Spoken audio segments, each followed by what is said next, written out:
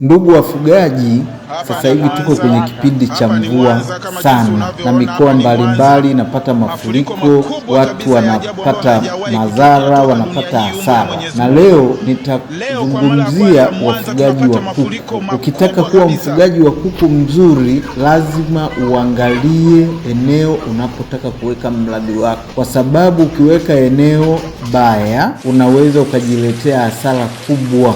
Kama tutakavyoona katika video hii, wafugaji wanapata hasara kubwa kwa sababu ya mafuriko. Ili usipate hasara, ni lazima ujenge banda katika maeneo ya mwinuko, usijenge bondeni au usijenge kwenye majaruba. Lakini pili, kulingana na eneo lako, ujenge banda imara, banda liwe juu, ujenge msingi mrefu, ufunge mkanda, ili hata mvua ikitokea au mafuriko, basi banda liweze kupunguza athari. Kwa hiyo basi, ufugaji wa kuku au mradi wowote ni lazima uupangilie vizuri kutoka mwanzo, ili kuepukana na hasara zinazotokana na mafuriko, zinazotokana na majanga mbalimbali.